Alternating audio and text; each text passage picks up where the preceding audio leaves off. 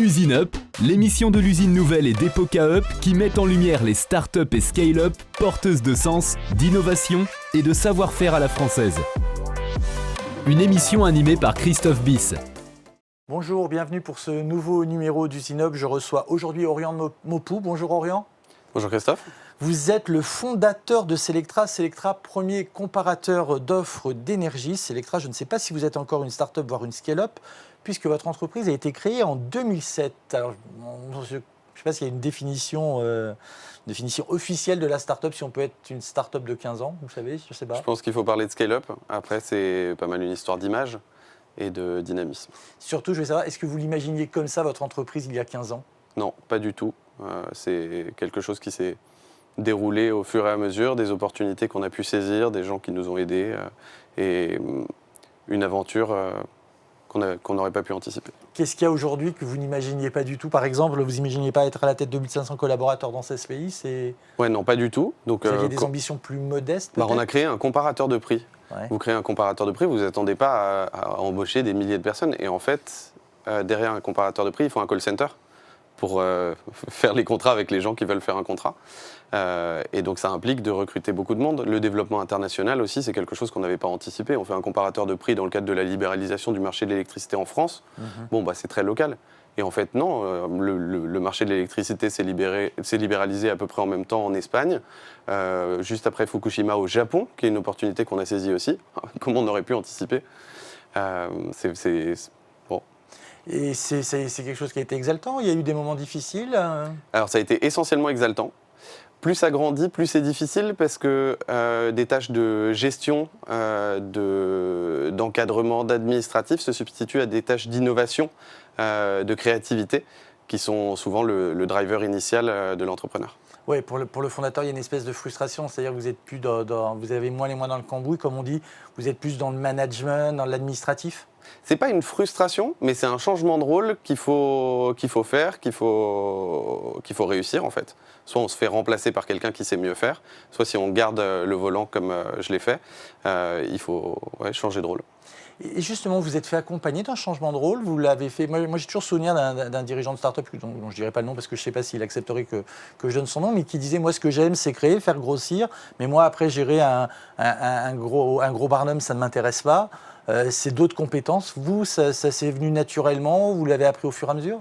Alors on est deux associés, ouais. Je pourrais dire que je me suis fait accompagner par mon associé, qui s'appelle Xavier Pinon.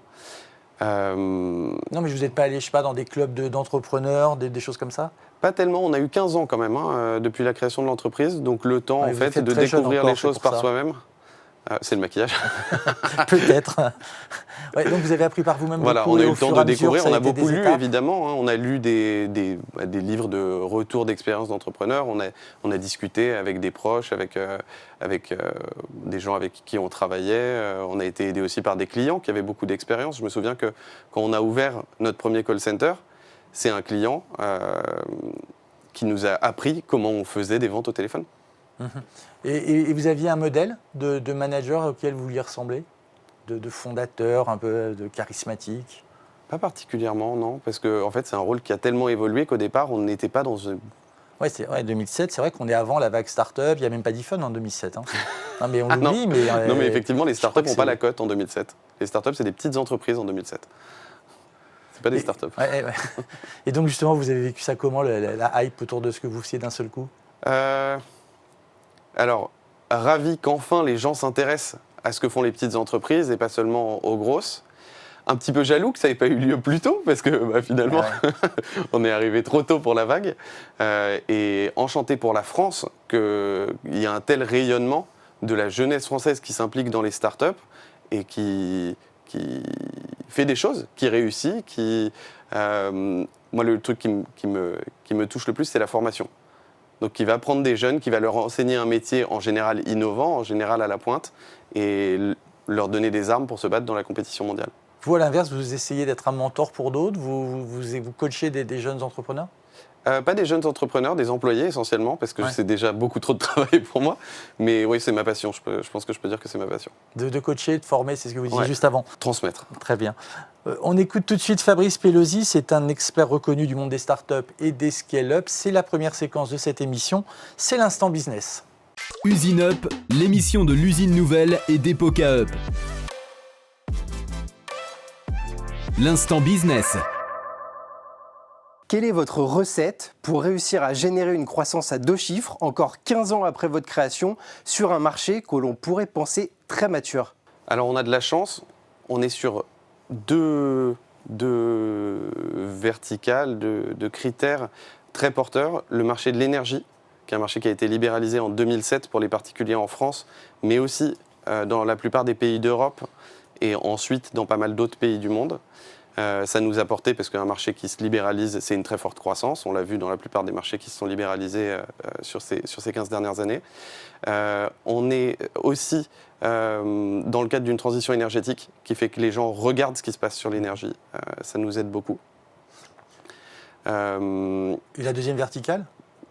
Les autres verticales qu'on a, c'est télécommunications et assurance. Télécommunications, on est arrivé dessus après l'énergie, en 2012. Pas très longtemps après le boom qu'a fait Free en lançant des prix beaucoup moins chers que ce qui se faisait jusqu'ici. Donc à un moment où le marché avait pris un mauvais coup et commençait à se relever. Donc pareil, on a surfé d'une certaine manière là-dessus. Et je pense que la croissance à l'international porte aussi beaucoup notre activité. Quand vous êtes diversifié, comment vous avez choisi vos marchés de diversification?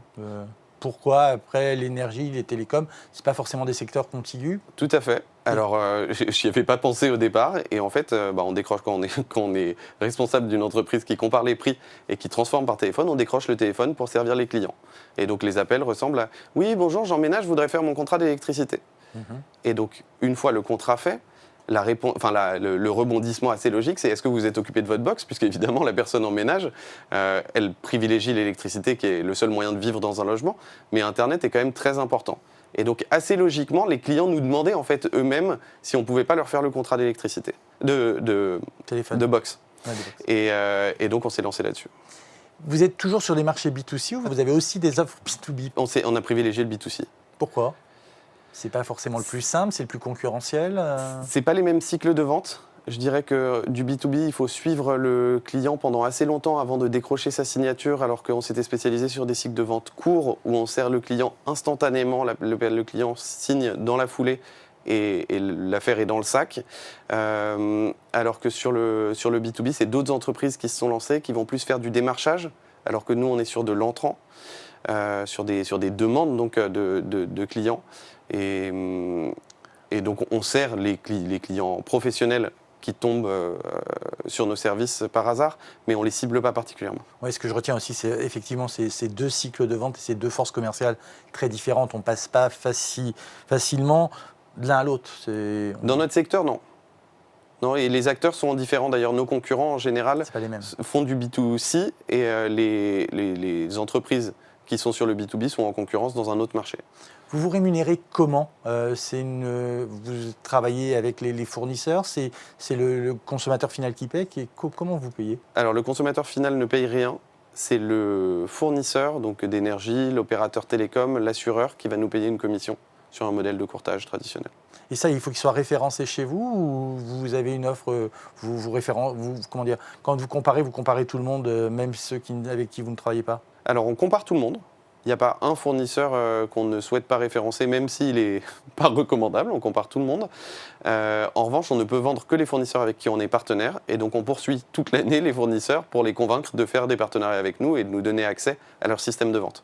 Et en général, ça se passe bien, qu'ils acceptent? Il y en a qui refusent par principe? La plupart sont dans une dynamique d'acquisition de clients, de croissance de leur portefeuille, et donc sont partants pour un partenariat. Vous les faites venir comment, alors les clients? Vous achetez des mots-clés? Alors, on est des champions de ce qu'on appelle le référencement naturel. Le référencement naturel consiste à se positionner dans Google sans payer Google pour autant. Et donc, comment on fait? Comme des journalistes, en fait. On publie des contenus à destination des internautes. Google se rend compte que c'est pertinent pour les internautes et du coup les fait remonter haut sur des requêtes. Et donc, sur une requête comme prix électricité, vous allez nous trouver, par exemple.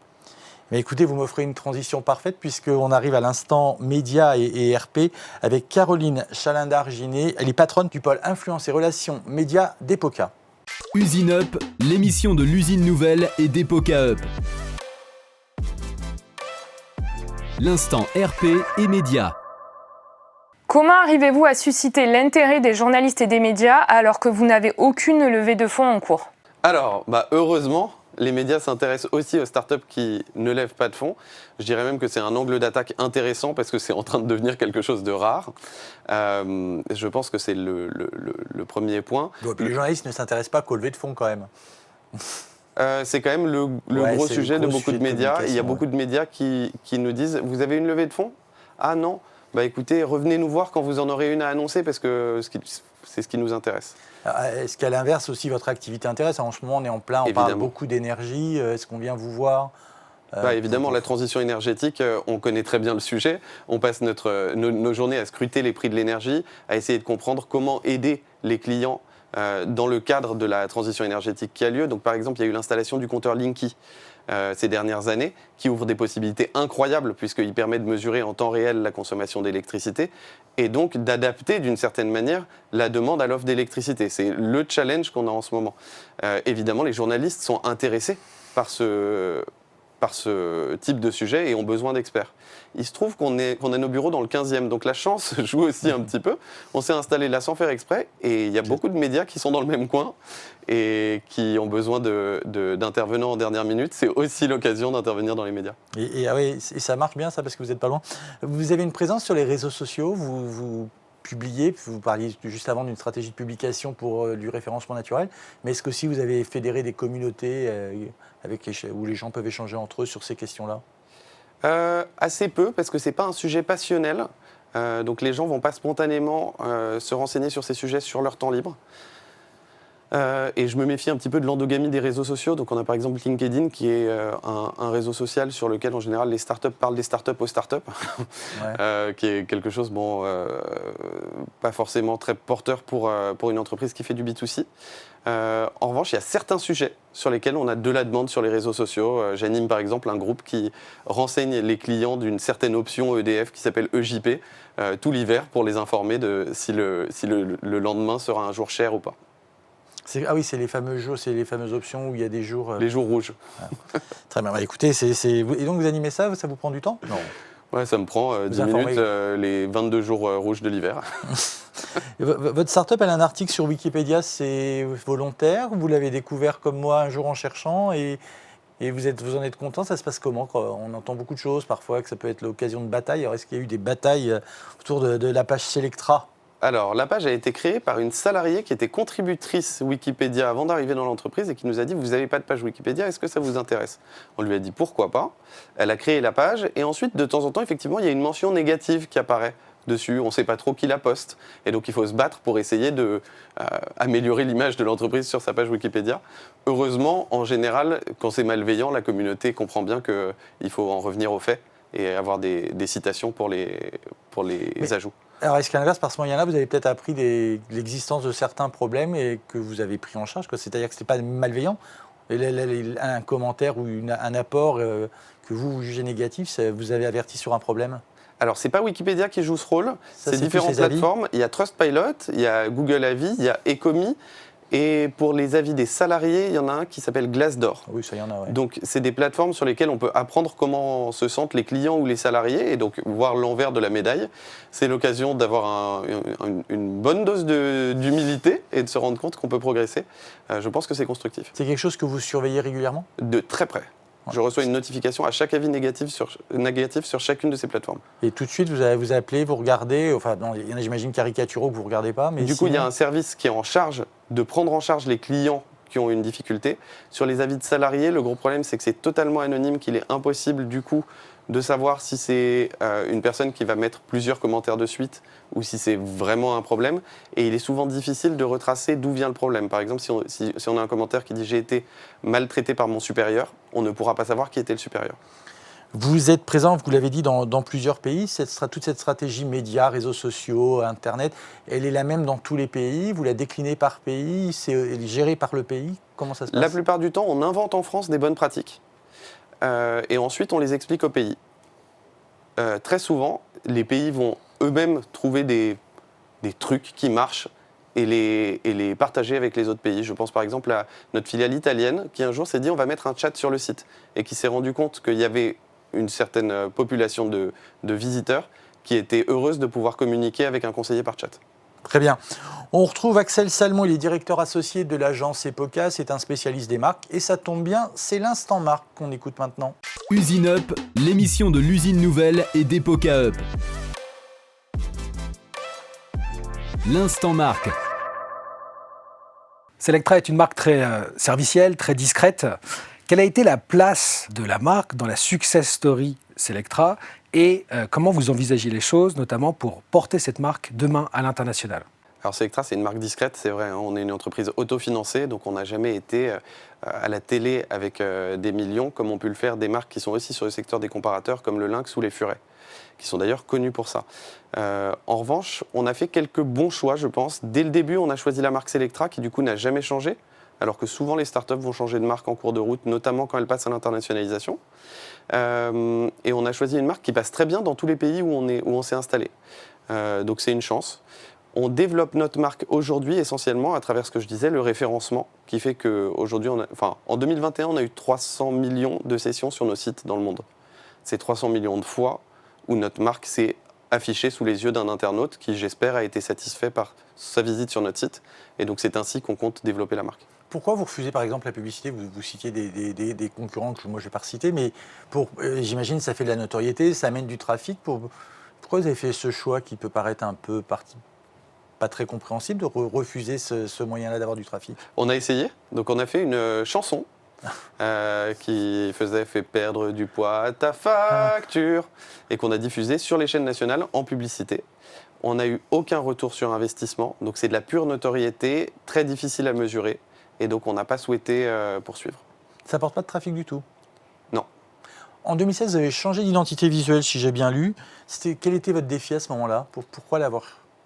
Qu'est-ce qui avait fait qu'on change? Je pense que c'est la professionnalisation et le moment où le choix de l'identité visuelle passe d'un choix qui est fait par les fondateurs à un choix qui est fait par un professionnel du sujet. Je pense que c'est ce qui s'est passé à cette époque. Parce que vous aviez fait ça un peu, on va dire, à l'arrache. Tout à fait, sur PowerPoint.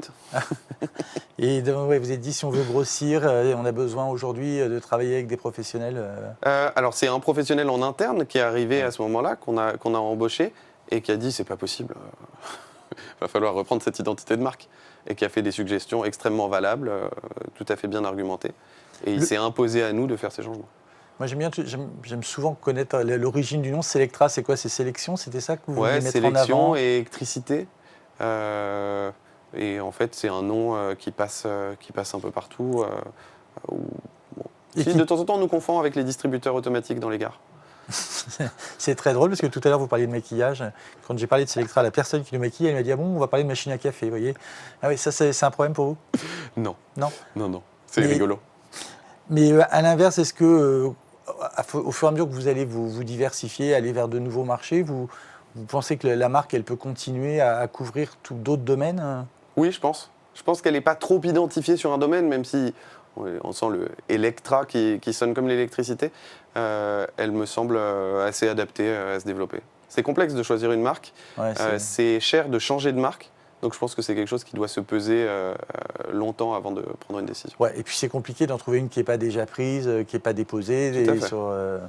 Très bien. Où les noms de domaine sont disponibles.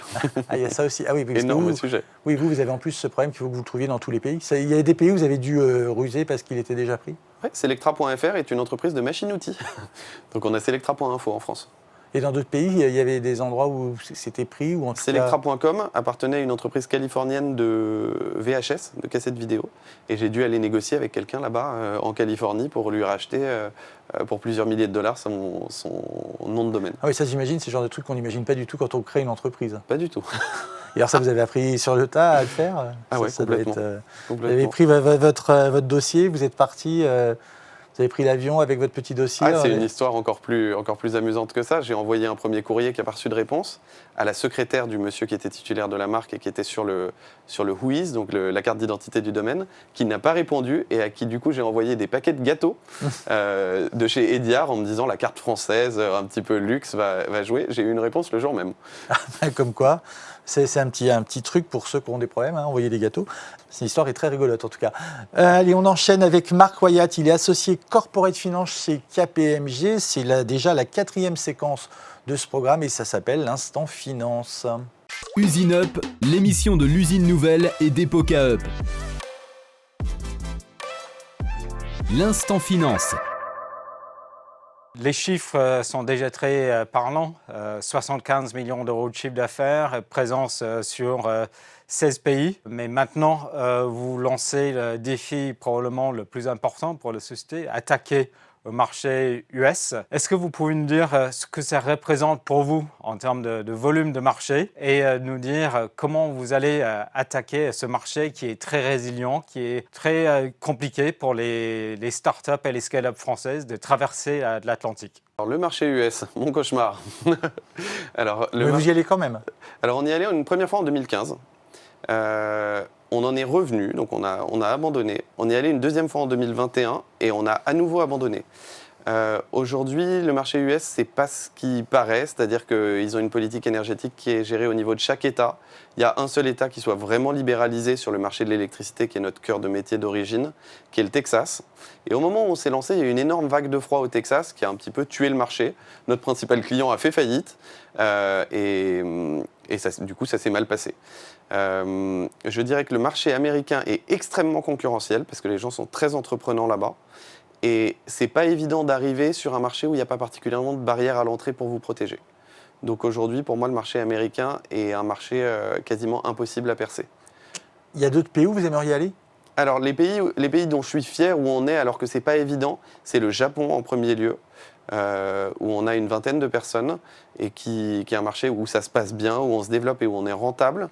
Et les marchés brésiliens et mexicains qu'on a attaqués en 2020, et malgré les difficultés du Covid, on a réussi à s'y développer et j'y vois des grosses perspectives parce que c'est des gros marchés où la concurrence est faible.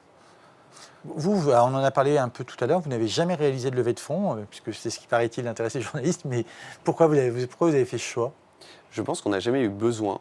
Et vous avez été tout de suite rentable assez rapidement, en tout cas pour ne pas avoir besoin d'argent? Non, mais on était étudiants. Donc on a créé l'entreprise en 2007, on était étudiants jusqu'en 2010. Donc ça nous a fait 3 ans d'une époque où on n'avait pas besoin d'argent. Donc il n'y avait pas de question de rentabilité, on gagnait 50 € par mois de commission parce qu'on vendait un contrat par-ci, par-là. Mais il n'y avait pas de salaire, il n'y avait aucune charge à payer, quoi, les frais du greffe une fois de temps en temps. Et cet argent allait sur un compte, de telle sorte qu'au bout de 3 ans, on est arrivé bon an mal an à 2 000 ou 3 000 € de chiffre d'affaires mensuel. À ce moment-là, on s'est dit on va faire un emprunt, on va racheter un concurrent, ça nous a fait doubler de taille. Du coup, j'ai commencé à plein temps. Et là, la machine a commencé à s'enclencher parce qu'avec une personne à plein temps, qui est plus étudiante, du coup, évidemment, tout ce qu'on avait commencé à créer pendant 3 ans, on a commencé à voir la partie immergée de l'iceberg sortir de l'eau. Et comment on appelle ça, vous avez passé le point mort et vous avez commencé, l'argent a commencé à rentrer, à être du résultat Je pense qu'on peut parler d'éclosion. Il y a un moment où on fait tout un travail qui ne se voit pas, qui est caché. Si on prend une métaphore avec un œuf, c'est caché, mais ça se développe à l'intérieur, mine de rien. Et le jour où ça éclot, on voit que ce qui a été construit pendant toutes ces années. Si j'essaie de relier à la question que vous posez, Marc Wyatt, est-ce que si vous aviez des investisseurs, une levée de fonds, ce serait peut-être plus facile d'aller vous attaquer à un marché comme les États-Unis? Sans doute. C'est pas une question de moyens aussi Je pense que c'est une question de moyens. Il s'agirait de prendre des personnes seniors aux États-Unis qui ont les bons contacts, qui sont capables de réaliser ce qu'on n'est pas capable de faire. C'est aussi un changement de méthode de travail et de philosophie d'entreprise pour nous que de lever des fonds, qu'on n'a pas été disposé à faire jusqu'ici. Toutes les acquisitions que vous avez faites après, vous les avez autofinancées ou vous avez obtenu des prêts bancaires? Vous avez réussi en tout cas à grossir de cette façon-là? On a autofinancé, oui, à chaque fois. Jamais eu de problème. Jamais eu de problème. Très bien. Non, on a de la chance, on a des bons clients qui nous ont pas lâchés sur toutes ces années. Parce on est sur un secteur en fait, où on est payé assez rapidement, structurellement rentable. On fait de l'intermédiaire. En fait, on n'accumule pas, par exemple, un portefeuille de clients comme le font les fournisseurs qui auraient besoin de rentabiliser ça sur une longue période et donc d'une mise de fonds au départ. Mais un client, il change une fois dans sa vie, peut-être de fournisseur d'énergie, ou il change plus souvent? C'est peut-être ça en fait qu'on réalise pas bien. Est-ce qu'il y a des gens qui tous les ans en cherchent un nouveau? Oui. Ouais. Il y a les radins, évidemment. Et ils ça, sont bienvenus chez amis. nous. Il y a les personnes qui déménagent, donc c'est quand même assez fréquent, notamment chez les jeunes. Et puis il y a les personnes qui se lèvent un matin, qui reçoivent la facture et qui disent non, c'est pas possible. Surtout dans cette période où on voit bien que les prix augmentent fort, bien plus que l'inflation. Très bien, c'est la dernière séquence de cette émission. On retrouve Anne Lauvergeant, c'est pour l'instant CIO. Usine Up, l'émission de l'usine nouvelle et d'Epoca Up. l'instant CEO. Nous sommes rentrés déjà depuis plus de 6 mois dans une période extraordinairement volatile sur les cours de l'énergie. Donc faire un comparateur de situations extrêmement variables en fonction des cours, en fonction du spot, en fonction du long terme, comment vous faites pour faire votre métier dans cette période incroyablement chahutée et qui va certainement l'être de plus en plus. Je n'ose pas imaginer ce qui se passera l'hiver prochain. Bien vu, effectivement, c'est pas évident. On a l'impression d'être dans un magasin soviétique où les clients font la queue devant, mais il n'y a pas grand-chose à vendre. Les prix sont extrêmement élevés. Les clients nous appellent pour réduire leurs factures et on n'a qu'à leur dire que les prix sont extrêmement élevés. Ça veut dire que c'est une opportunité pour vous parce que les gens vont encore plus chercher à réduire leurs factures? Non, c'est pas évident. C'est pas évident parce qu'ils vont chercher à réduire leurs factures et on va leur dire que c'est pas possible. Donc la question, c'est est-ce qu'on est capable de rebondir sur d'autres manières de réduire leurs factures? Par exemple, en réduisant leurs factures Internet. Et il y a d'autres pays dans lesquels on est présent, notamment l'Espagne, qui est notre deuxième plus gros marché, où c'est une opportunité énorme, puisque pour le coup, le tarif réglementé suit le cours du spot, et du coup, a été multiplié par 2 ou 3 depuis le début de la crise de l'énergie. Et là, les gens nous appellent et on est capable de leur vendre des offres qui sont entre 30 et 50% moins chères que ce qu'ils ont actuellement. Donc évidemment, ça fait plaisir à vendre. Alors je crois que c'est sur le marché de l'assurance où vous avez monté un partenariat avec Fluco et Famille de France. Vous pouvez nous en parler? J'ai cru comprendre qu'il y avait une dimension sociétale d'engagement dans ce partenariat. Alors, on a un dilemme qui est qu'il y a 3 personnes dans notre couple. Ah. Il y a Selectra qui est un intermédiaire et qui conseille les internautes d'un côté et aide les fournisseurs à acquérir des parts de marché de l'autre. Il y a le fournisseur et il y a le client. Et Selectra prend de l'argent. Donc forcément, l'équation n'est pas évidente pour les 2 autres, le client comme le fournisseur. Et on nous l'a reproché. Et du coup, on s'est dit, bon, il faut bien qu'on existe, puisque les fournisseurs ont besoin d'acquérir des parts de marché, l'argent qu'ils mettent chez nous, autrement ils le mettraient en pub. Les clients ont besoin de nous, si on n'était pas là, ils ne changeraient pas de fournisseur, ils ne feraient pas d'économie. Mais il y a des clients qui nous disent, est-ce qu'il n'est pas possible de participer à des opérations dans lesquelles vous ne prenez pas de commission, ou une commission faible en tout cas? Et donc on a inventé ce qu'on a appelé les achats groupés, dans lequel on travaille avec une association qui va grouper des personnes intéressées par une offre moins chère. On va prendre une commission minime et on va aller trouver un partenaire qui va être ravi d'accueillir des clients avec des offres moins chères que ce qu'il y a de moins cher sur le marché. C'est dans ce cadre-là qu'on a fait un partenariat avec Famille de France, qui est une association familiale, et avec Luco, qui est un néo-assureur, qui ont tous les 2 participé à sortir une offre qui est assez exceptionnelle, puisqu'il y a 3 mois d'assurance habitation gratuite sur une offre d'assurance habitation qui est déjà parmi les moins chères du marché. Et ça, c'est un engagement sociétal de votre part ou c'est pour répondre à un segment de marché qui avait besoin de ça? Je dirais pas que c'est un engagement sociétal, je pense que ce serait un peu du greenwashing de dire ça. En revanche, c'est pour répondre à une demande des clients qui est comment est-ce que je fais pour réduire mes factures et pour boucler mes fins de mois.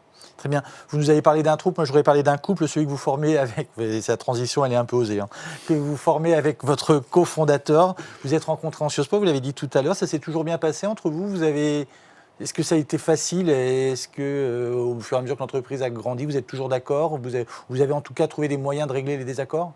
Je pense que c'est le principal facteur de succès de l'entreprise, en tout cas chez nous. Il n'y a jamais eu la moindre vague dans notre relation. On a toujours été d'accord sur tout et quand l'un des 2 n'est pas d'accord, il se rallie volontiers à l'avis de l'autre par confiance, parce que cette confiance a été construite. Ça fait 15 ans quand même qu'on travaille ensemble, c'est incroyable. Travailler 15 ans avec quelqu'un comme ça, proche, sans évolution de poste. Bon, le périmètre a changé, mais on est resté cofondateur d'une entreprise. Et ça a été un succès de tous les jours. Vous êtes répartis les tâches de façon... Une réponse très courte. De façon mouvante. J'étais le premier salarié, donc c'est moi qui ai commencé. Aujourd'hui, c'est lui le directeur général qui dirige tout et j'ai plus un rôle de consultant interne à m'occuper des activités qui sont en difficulté. Très bien, merci beaucoup Orion Mopéou, ça passe vite, une demi-heure. Je rappelle que vous êtes le fondateur de Selectra. Bonne journée, merci d'être passé par les studios Victoire. Merci à vous de nous avoir suivis. À très bientôt pour un nouveau numéro d'Usine Up. Bonne journée. Usine Up, l'émission de l'usine nouvelle et d'Epoca Up qui met en lumière les startups et scale-up porteuses de sens, d'innovation et de savoir-faire à la française.